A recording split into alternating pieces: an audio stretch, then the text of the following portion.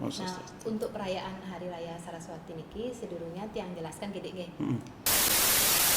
Sekarang banyak sekali masyarakat kita, bukan hanya kalangan muda kan, kalangan yang sudah memang mengetahui ilmu pengetahuan itu sendiri, menyalahgunakan ilmu pengetahuan. Bagaimana menurut Valen sendiri?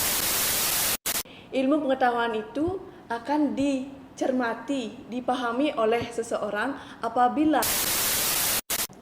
Nah, apa kaitannya cicak dengan perayaan Hari Saraswati atau Kenapa Dewi Saraswati disimbolkan dengan wanita cantik?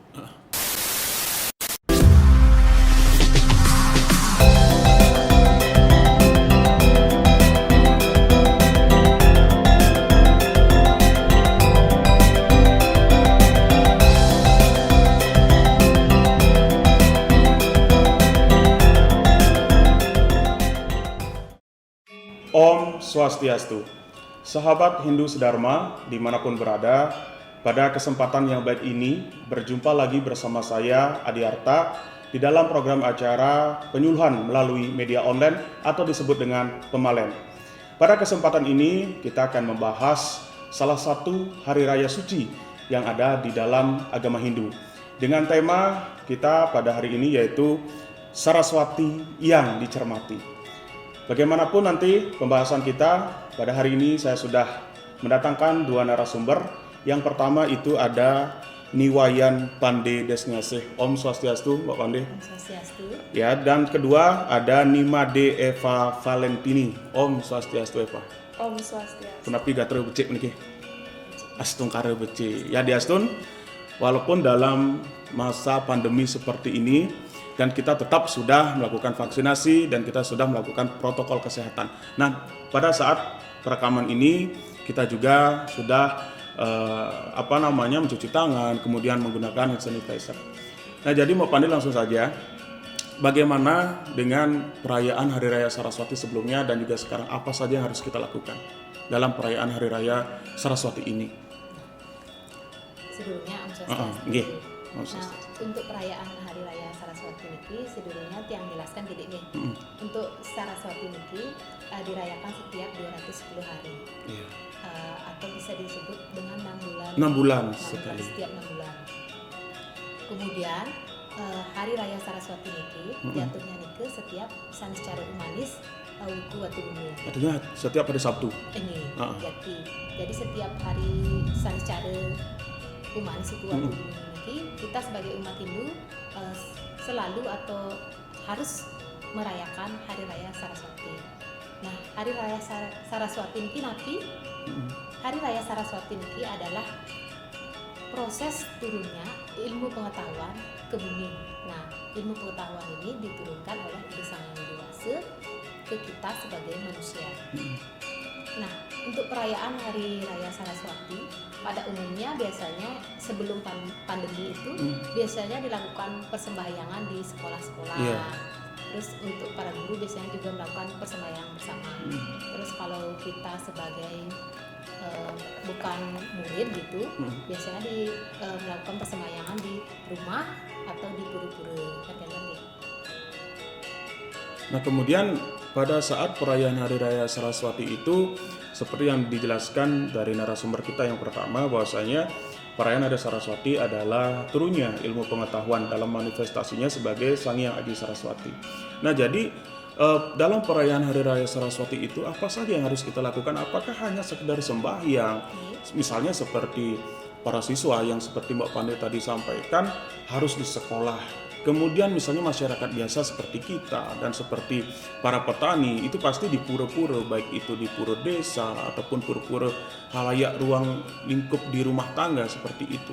Jadi apa yang mampu harus kita petik dalam perayaan Hari Saraswati ini? Apakah hanya sekedar mengetahui ilmu pengetahuan atau hanya sekedar sembahyang tetapi tidak tahu makna dari Hari Raya Saraswati itu? Nah, yang dapat jelaskan tidak untuk perayaan Hari Saraswati ini memang harus dilakukan persembahyangan. Itu yang pertama, harus kita wajib. mengucapkan syukur kepada Sang Hyang Adi Saraswati karena sudah diberikan ilmu. Nah, dalam perayaan Hari Raya Saraswati itu tentu selain sembahyang kita juga melakukan eh, seperti kita saat ini Iya. boleh berbagi ilmu untuk orang lain. Gitu. Berdharma tula, Iya. dharma wacana kan seperti itu. Nanti lah berbagi ilmu gitu lah, gitu. Terus napi yang apa yang kita ilmu yang kita punya kita bisa bagi ke orang lain agar juga ilmu itu bermanfaat. Gitu. Karena kalau ilmu itu kita gunakan hanya untuk diri kita sendiri, maka hanya diri kita sendiri yang tahu dan dapat memanfaatkannya. Tapi kalau kita berbagi pada orang lain, bahkan orang yang tidak tahu, gitu kan, itu dapat bermanfaat lebih banyak. Benar sekali. Karena di dalam ajaran agama Hindu kita, beriaknya bukan hanya dengan harta benda, bukan hanya banten kan seperti itu. Dan termasuk berdana punya kan seperti itu. Kita juga mampu berdana punya dan juga bisa disebut dengan yagnya dengan ilmu pengetahuan. Kan seperti itu, ilmu pengetahuan yang sangat utama yang mampu kita berikan dalam proses yagnya itu sendiri. Nah, kepada Valen, narasumber kita yang kedua ini, bagaimana sih mengamalkan? Tadi Mbak Pani sudah bilang menjelaskan berbagi kan? Apakah hanya berbagi, tetapi sekarang banyak sekali masyarakat kita, bukan hanya kalangan muda kan, kalangan yang sudah memang mengetahui ilmu pengetahuan itu sendiri, menyalahgunakan ilmu pengetahuan. Bagaimana menurut Valen sendiri, bagaimana caranya mengamalkan ilmu pengetahuan itu sendiri biar tidak disalahgunakan? Ini semua negara dari pertanyaan Likomang tadi, bagaimana cara kita mengamalkan ilmu pengetahuan itu. Benar. Kita sebagai manusia tentu saja memiliki pola pikir yang berbeda-beda. Benar. Nah, dari pola pikir itu, ilmu pengetahuan yang kita miliki pun juga berbeda-beda. Seperti saya memiliki pengetahuan yang berbeda. Mbok Pande belum tentu juga tahu apa yang saya ketahui. Benar. Beli Komang juga apa yang saya ketahui belum tentu juga. Beli Komang ketahui. Nah, dari itu kita bisa, dari yang kita ketahui ini kita sharing, berbagi, sama seperti yang dikatakan sama Mbok Pande tadi, kita berbagi, sharing ilmu, karena apa yang kita ketahui belum tentu orang lain ketahui juga. Nah, jadi dapat saya terima bahwasanya ilmu pengetahuan itu tidak wajib dan tidak harus hanya kita saja yang ketahui, kan seperti itu. Misalnya dalam sebuah contoh, kita berpetualang ke tengah hutan ataupun ke pegunungan, hanya kita saja yang tahu alur. Nah, hanya kita saja yang tahu alurnya. Namun rekan-rekan kita tidak mengetahui apakah kita hanya sebagai media pendorong di belakang atau kita sebagai media penuntun di depan. Otomatis kita sebagai penuntun, secara tidak langsung kita akan memberikan pengetahuan kepada teman-teman kita yang di belakang. Kan seperti ini. Biar tidak jadi menyalahgunakan ilmu pengetahuan. Nah, seperti yang disampaikan Valen tadi, bahwasanya setiap orang ataupun setiap manusia, rambut boleh sama hitam, tetapi pemikiran orang belum tentu sama. Seperti itu. Jadi biar tidak nanti kita menyalahgunakan ilmu pengetahuan. Jadi sering sekali zaman sekarang pinter merakit bom itu misalnya, pinter membuat alat-alat elektronik semacam gadget, handphone yang kita pegang sekarang.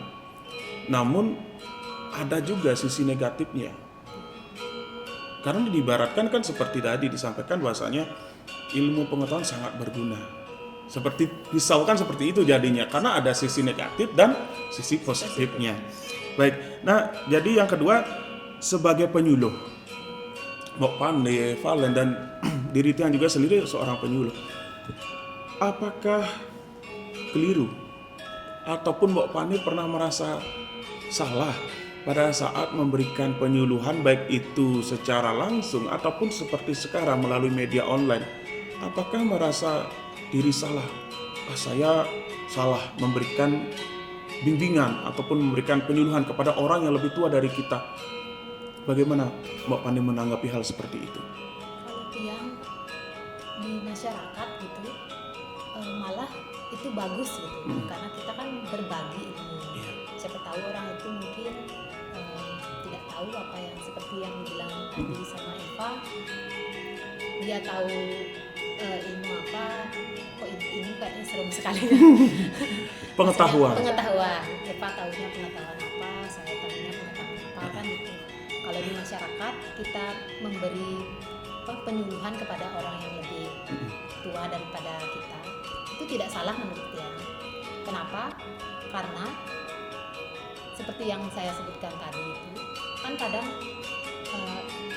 kita memiliki pengetahuan apa, kita bermaksud membagi, kan seperti yang kata Mama Maria itu, yang utama adalah Ilmu ilmu pengetahuan. Kita kan juga melakukan yadnya ini. Nah, kita berbagi ilmu pengetahuan itu terhadap orang yang membutuhkan. Siapa tahu orang yang lebih tua itu mungkin saja tidak tahu apa yang saya sampaikan saat penyuluhan itu. Sering saya melakukan penyuluhan itu, orang itu bahkan mengucapkan terima kasih. Walaupun dia lebih tua dari Bapak Pandey kan Ya. seperti itu kan. Sama juga saya juga sering mendapat ilmu dari orang yang lebih tua gitu, bukan hanya dari ilmu buku gitu ya, dari pengalaman hidupnya. Benar. Itu kan juga ilmu yang bisa kita pakai. Karena seperti saya sekarang kan sudah menikah, kadang saran-saran yang seperti itu dari orang tua, yang saran seperti keuangan, cara kita berumah tangga, Cara memanajemen rumah tangga kita. ya, tidak terjadi konflik. Saya sering mendapat ilmu seperti itu dari orang yang lebih tua, seperti kakak-kakak tiang atau orang tua tiang. Jadi menurut saya tidak salah kita memberi penyuluhan ke orang yang lebih tua, ataupun sebaliknya orang yang lebih tua memberitahu kita gitu.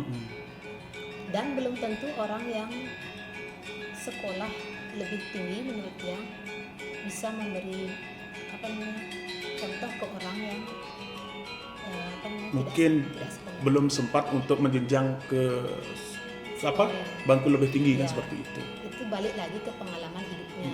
Karena pengalaman adalah guru yang utama. Betul sekali. Nah, jadi dari pandangan Wak Pandey kan seperti itu. Karena sisi positif negatifnya, kalau sisi positifnya kalau kita merasakan bersyukur bahwasanya tidak salah kan seperti itu. Tetapi pasti sering terjadi kita memberikan penyuluhan, memberikan bimbingan ataupun pembinaan kepada masyarakat. Karena tidak semua masyarakat akan paham apa yang kita sampaikan. Tidak semua masyarakat akan begitu menerima. Apakah kita memberikan penyuluhan kepada orang yang belum tepat ataupun orang yang tidak menerima bisa disebut dengan sebagai penyuluhan ataupun memberikan ilmu pengetahuan atau pembinaan yang sia-sia? Kalau menurut tiang tidak. Kenapa? Karena situasi dan kondisi, kadang orang lain yang menerima penyuluhan kita itu kan kadang mungkin situasinya sedang bagaimana gitu ya, kondisi orangnya mungkin sedang sakit atau bagaimana. Jadi kan dia tidak bisa menerima penyuluhan kita dengan baik.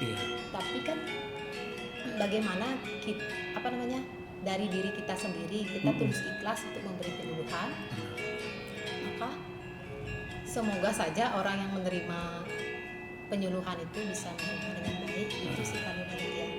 Bisa jadi ilmu pengetahuan ataupun penyuluhan yang kita berikan sekarang memang belum berguna sekarang, tetapi berguna pada masa saat yang akan datang. Dia akan merespon, wah ternyata benar apa yang diberikan dari seorang penyuluh itu sendiri kan seperti itu. Oke, nah jadi ini ada salah satu hal menarik juga dari Mbak Pandey tadi menyampaikan bahwasanya tidak salah kan seperti itu. Nah mungkin bagaimana tanggapan Valen? Yang sejalan dengan Mbak Pandey, kalau kita memberikan suatu penyuluhan ke orang yang lebih tua atau dewasa dari kita, yang tangkap tadi Mbak Pandey bilang bahwa ketika kita memberi penyuluhan ke mungkin mood orang itu atau dalam keadaan atau situasi dia sedang nggak baik gitu, sakit atau nggak ada suatu permasalahan pada diri yang sudah berkeluarga di keluarganya. Nah ini dah yang paling penting, ilmu pengetahuan itu akan dicermati, dipahami oleh seseorang apabila kita dalam keadaan yang memahami diri bahwa ketika kita diberikan suatu penyuluhan, kita seharusnya yang diberikan penyuluhan itu bisa menanggapi secara bijaksana. Saya katakan bijaksana karena ketika situasi satu, kita misalkan ada percekcokan atau pertengkaran, jangan masalah yang ada di keluarga itu dibawa ke keluar. Nah, ini pentingnya suatu ilmu pengetahuan itu diberikan ketika kita dalam pikiran itu ditenangkan, nah, difokuskan. Makanya penting bahwa ilmu pengetahuan itu turun ketika kita dalam pengendalian diri. Sudah siap gitu ya. Ya, Artinya mampu menerima pemberian orang lain, termasuk pemberian ilmu pengetahuan. Oke, tadi masih bergulat di masalah ilmu pengetahuan. Nah, ini sangat menarik sekali karena di masyarakat identik setiap pembicaraan jika ada suara cicak atau diartikan bahasa Bali, iya ada munyin cecak gitu. Pasti dianggap pembicaraan itu benar. Nah, apa kaitannya cicak dengan perayaan Hari Saraswati ataupun dengan Dewi Saraswati itu sendiri? Silakan Kak Valen. Kalau menurut Tiang, khususnya kita umat Hindu di Bali pasti mengetahui Bantan Saraswati itu. Nanti kalau belum, coba silakan dilihat nih ketika kita mengaturkan Bantan Saraswati, ketika kita melungsurnya, kita lihat di dalam tamas itu ada apa saja. Artinya berupa simbolis. Ya, simbolis. Ada simbolis jajan suci yang berbentuk cicak. Pernah yang baca, menurut para ahli antropologi, bangsa-bangsa Austronesia, dia itu beranggapan bahwa hewan melata seperti cicak nike memiliki suatu rasa kepekaan atau intuisi yang tinggi. Nah, sama juga dengan ilmu pengetahuan ini. Ilmu pengetahuan itu jika digunakan secara benar, coba kita secara filosofi, bahwa ketika kita ngomong, kita berbicara dengan suatu kebenaran, maka cicak itu akan mendekat dan ada pula cicak itu akan bersuara. Dan jika sebaliknya, ketika kita berbicara tentang suatu kebohongan, cicak itu pasti akan menjauhi kita, bahkan tidak bersuara. Itu kalau yang baca dari sebuah jurnal gitu. Oke. Nah, apakah bisa itu dijadikan sebuah fakta ataupun mitos pada saat kita berbicara kan? Siapa tahu kan suatu hal kebetulan kita berbicara ada suara cicak. Namun sudah sering terjadi kan di kalangan kita di umat Hindu yang ada di Bali pada khususnya. Sudah sering terjadi. Apakah itu bisa dibilang sebagai fakta atau mitos? Seperti itu. Kalau untuk Tiang baca nike, itu bahwa ilmu pengetahuan itu tidak hanya bergelut di sebuah ilmu pengetahuan saja, tetapi sebuah rasa, intuisi, keyakinan kita. Nah, maka dari itu di dalam Bantan Saraswati nike ada jajan suci yang menyerupai cicak. Karena di dalam ajaran agama Hindu kita belajar atau meyakini suatu simbol-simbol suci. Nah, kembali ke keyakinan, tidak bisa kita membilang bahwa itu fakta ataupun mitos. Oke.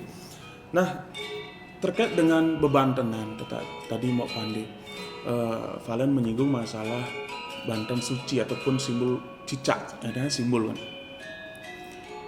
Pada saat perayaan itu, kita sering menghaturkan sesajen ataupun banten yang lain, misalnya di lain dari Sode, kemudian dari Praspejati ataupun Daksina, seperti Banten Saraswati kan seperti itu. Nah, saya lihat, dan bukan saya saja, kita seperti itu sering menghaturkan Banten itu di atas buku. Nah, di atas buku. Kenapa? Tidakkah boleh di atas komputer? Kan komputer juga sama, bisa merangkum, bisa menampung tulisan kan seperti itu. Ataupun laptop, ataupun HP. Nah, bagaimana tanggapannya Mbak Pandi? Seperti itu keberadaannya. Kenapa harus buku itu?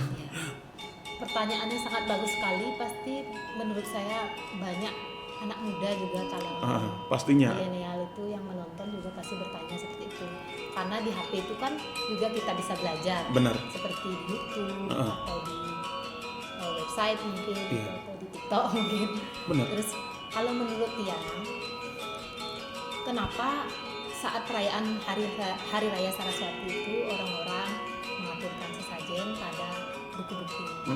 Karena seperti yang disimbol di Dewi Saraswati itu ada pustaka suci atau keropak nih.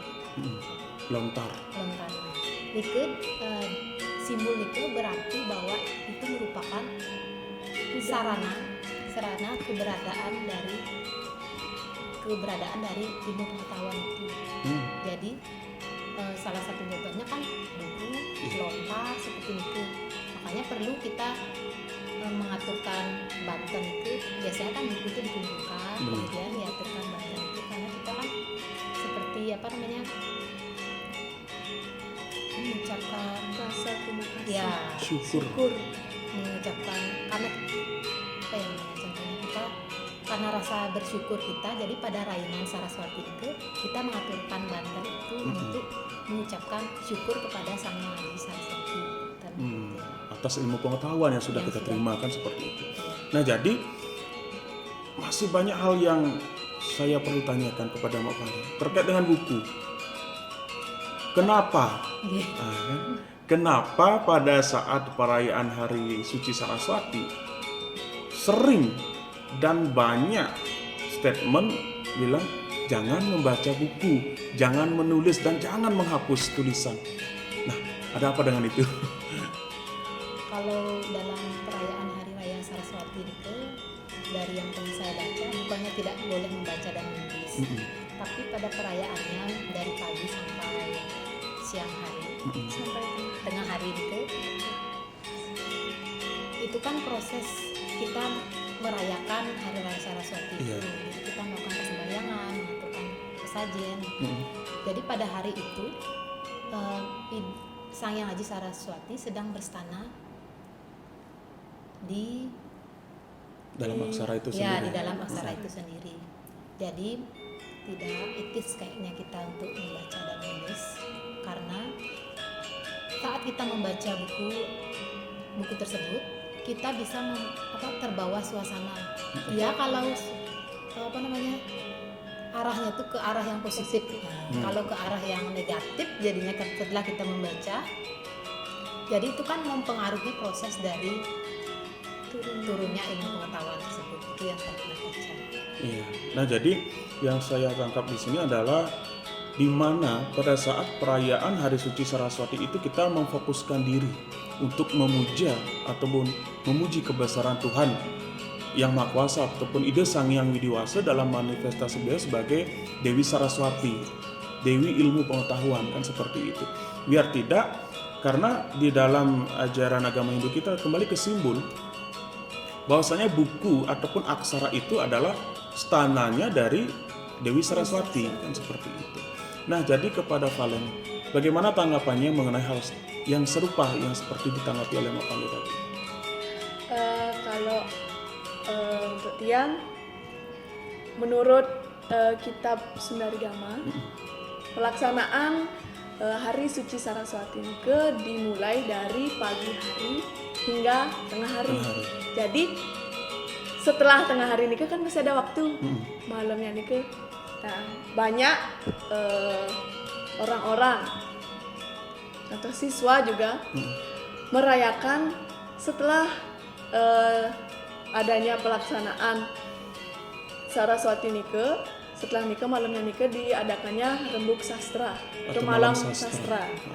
Pada saat itulah kita sebagai penyuluh bisa mengadakan suatu acara rembuk sastra yang berkaitan tentang Hari Suci Saraswati.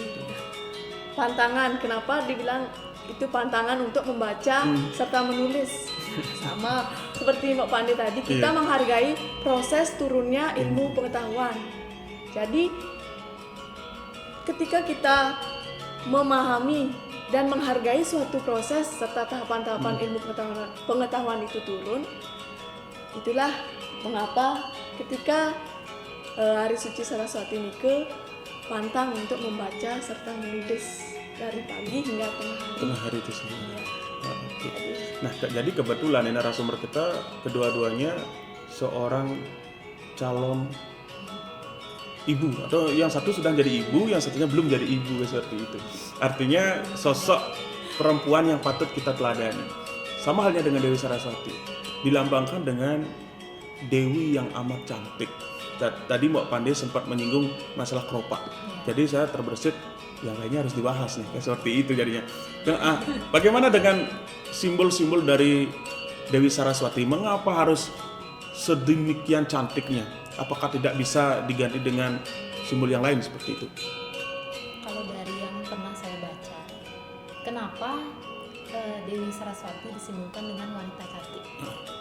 Karena kita sebagai manusia, sifat alami kita itu suka melihat hal yang cantik, yang indah. Jadi itu lebih menarik minat kita untuk belajar. Oh, berarti kenapa Dewi Saraswati itu cantik, dilambangkan sebagai dewi yang cantik, berarti bahwasanya ilmu pengetahuan itu menarik. Iya. Oke. Nah, karena menarik itu, jadi dia menarik orang untuk mempelajari. Jadi kenapa Dewi Saraswati dilambangkan dengan kecantikan? Karena dengan kecantikan itu kan dia indah, lemah lembut. Jadi ilmu pengetahuan itu bisa menarik orang untuk mempelajari, sehingga kan bisa berguna untuk kehidupannya. Iya. Gitu. Apakah ada simbol-simbol yang lain yang bisa kita teladani dari Dewi Saraswati itu? Kalau dari simbol-simbol yang di Dewi Saraswati itu ada banyak. Ada seperti yang tadi saya jelaskan, pustaka suci atau keropak. Kemudian ada Gentri, terus ada Wina, Atau alat musik. ya, terus ada angsa dan bunga teratai. Yang bunga teratai itu dapat diartikan kalau ilmu pengetahuan. Kalau bunga teratai itu kan bisa akarnya itu tumbuh di lumpur, sedangkan batang dan daunnya itu tumbuh di air dan bunganya itu tumbuh di udara, di atas air. Ya, artinya apa? Dan bunga itu walaupun dia tumbuhnya itu di lumpur, tempat yang kotor, tapi bunganya itu bersih. Itu kalau tidak salah melambangkan kesucian. Jadi bunga teratai itu dapat tumbuh di 3 alam gitu ya, di ruang gitu, di lumpur, di ada air, unsur tanahnya, unsur air dan unsur udara itu sendiri. Nah, diharapkan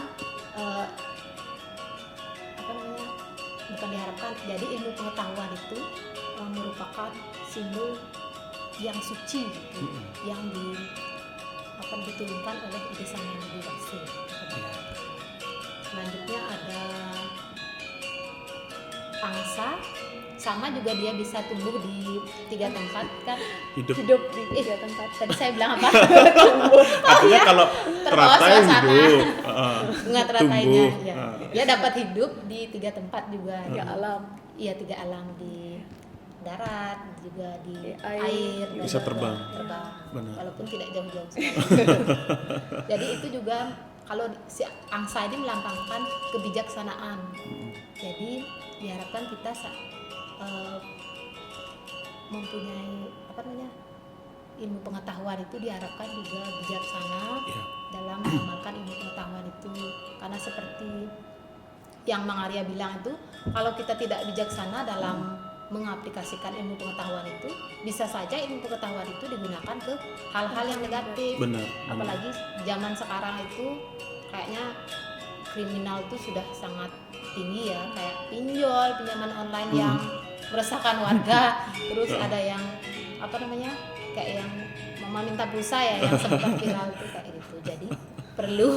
Jadi perlu kebijaksanaan dalam mengaplikasikan ilmu pengetahuan Benar untuk sekali. kehidupan kita sehari-hari agar berguna. Tiang menambahkan penjelasan dari Mbak Pandi tadi mengenai atribut-atribut dari Dewi Saraswati, simbol-simbol dari Dewi Saraswati. Simbol dari Dewi Saraswati, yaitu ada yang namanya genitri. Ada apa dengan genitri? Genitri itu dilambangkan di dalam simbol Dewi Saraswati. Tangan Dewi Saraswati itu memegang sebuah kalung. Nah, nike di kalung nike yang dinamakan genitri. Nah, genitri nike berasal dari biji atau buah pohon rudraksa. Terbuat dari biji rudraksa. Ya. Di genitri nike ada banyak biji dan biji atau buahnya. Nah, dari hal tersebut kita bisa mengambil filosofis dari genitri bahwa ilmu pengetahuan itu tidak ada batasnya. Jadi tidak terbatas. Tidak bisa habis. Ya, tidak bisa habis-habis untuk kita pelajari. Gitu. Jadi benar sekali bahwasanya sampai kapanpun kan seperti itu kan, dari tetua kita dulu jenuh hidup sampai mati raga harus melajah kan, itu seperti itu. Melajah, lahir belajar untuk hidup, hidup belajar untuk mati gitu. Apa yang akan kita bawa ke sana, karena semakin banyak yang kita ketahui, semakin banyak pula yang belum kita ketahui. Seperti itu kan. Oke, ini sangat menarik. Jadi perayaan Hari Raya Saraswati tentang ilmu pengetahuan, kemudian tentang simbol-simbolnya kan seperti itu. Ada juga rangkaian pada Hari Raya Suci Saraswati, itu Banyu Pinaruh. Nah, kepada Mbak Pandi, apa kaitannya Hari Raya Saraswati dengan perayaan Banyu Pinaruh itu sendiri? Pada hari Saraswati itu kan turunnya ilmu pengetahuan. Kita mengucapkan syukur. Benar. Terus selanjutnya sehari setelah Hari Raya Saraswati ada namanya Hari Raya Banyu Banyu Pinaruh. Pinaruh. Pada saat Hari Raya Banyu Pinaruh ini masyarakat melakukan pemberkatan. Benar. Pemberkatan. Kenapa melakukan pemberkatan? Karena memohon Agar segala malu saat melakukan pemberkatan itu agar segala malu atau hal-hal yang bersifat negatif yang Dalam diri kita. itu lebur. Kemudian saat pemberkatan itu juga kita memohon memohon Air suci. Ya, air suci untuk pengetahuan kita. Nah, mungkin kalian bisa menambahkan tentang hal itu. Apa kaitannya perayaan Hari Raya Saraswati dengan Banyu Pinaruh? Apa yang harus kita lakukan pada saat perayaan Banyu Pinaruh itu? Terima kasih. Saya menambahkan sedikit mengenai rangkaian dari Hari Suci Saraswati, yaitu ada yang namanya Banyu Pinaruh. Nah, secara etimologi Banyu Pinaruh itu berasal dari dua akar kata, yaitu banyu dan pinaruh. Banyu artinya air, pinaruh atau weruh artinya pengetahuan. Jadi ketika perayaan Hari Banyu Pinaruh itu berarti kita memohon air yang suci atau sumber mata air untuk menambah pengetahuan kita. Nah, di hari suci di Hari Banyu Pinaruh ini kita melakukan yang namanya melukat tadi yang dapat dibilang sama Mbak Pande, melukat. Jadi pada saat melukat itu sudah pastinya air akan terkena badan. Jadi segala kotoran atau malu yang ada dalam diri kita, baik secara secara fisik maupun skala kita itu bisa dilebur. Apakah harus hanya ke sumber mata air? Apa boleh kita di rumah? Karena sekarang masa pandemi kan kita mengurangi kerumunan. Jika kita di mata air ataupun di beji ataupun kolam ataupun sungai dan pantai kan seperti itu. Apakah bisa ganti kita di rumah ataupun di gereja kan dengan seorang pendeta? Bagaimana mau kami menanggapinya? Kalau untuk pemukatan saat banyu binara itu tidak harus hanya di pantai atau di sumur pancoran itu. Yang penting air yang digunakan adalah air dari mata air itu. Artinya dari entah itu dari segara atau pantai, kemudian dari sumber mata air. Itu bisa digunakan untuk pemukatan baik di rumah ataupun seperti sekarang kan banyak yang ke gereja biasanya melakukan pemukatan. Kepada pendeta, pada sosok-sosok sulingi kita. Ya. Nah, jadi bahwasanya kita melakukan sebuah banyu pinaruh yang pada intinya adalah mencari air pengetahuan, ilmu pengetahuan itu sendiri. Pada perayaan Raya Saraswati, kita sudah belajar mengamalkan pengetahuan itu, dan pada saat banyu pinaruh, kita membersihkan lagi, menyucikan diri kita sendiri agar pengetahuan itu terjaga dengan baik di dalam diri kita. Nah, kenapa pada saat perayaan banyu pinaruh itu ada disebut seperti yang disampaikan, kita pulang melukat dan ada nunas nasi yase atau nasi kuning itu sendiri, seperti itu. Apa maknanya? Kembali lagi secara filosofis, kita mengetahui warna nasi yase nike warnanya kuning. Jadi dari itu saja kita dapat melihat bahwa ketika kita sudah melakukan serangkaian Hari Suci Saraswati, banyu pinaruh, setelah kita melukat, kita menikmati yang namanya nasi yase tersebut. Nah, nasi yase tersebut berarti sebuah simbol kemakmuran. Benar sekali. Kemakmuran bagi kita sendiri. Jadi proses bersyukur. Iya. Karena di dalam nasi yase kan ada banyak sad rasa. Makanya tidak salah tetua kita dulu memberikan pare yang rasanya pahit, kemudian ada garam, kemudian ada cabai dan lain sebagainya. Sad rasa kan seperti itu. Ada 6 rasa yang kita mampu kita ketahui setelah kita memiliki ilmu pengetahuan agar tidak disalahgunakan ke hal-hal yang negatif, tidak sombong. Baru kita pintar, baru banyak pengetahuan, kita sombong kepada orang yang bukan bodoh, artinya yang kurang pengetahuannya dibanding dengan orang itu sendiri. Oke, terima kasih kepada kedua narasumber kita yang sangat luar biasa mengulas tentang perayaan Hari Suci Saraswati. Intinya Saraswati yang dicermati, bukan hanya yang dilewati. Artinya Saraswati bukan hanya sekedar perayaan Hari Suci yang hanya lewat 6 bulan begitu saja. Kita mampu mencermati, kita harus mampu meresapi apa yang kita dapatkan dalam perayaan Hari Suci Saraswati.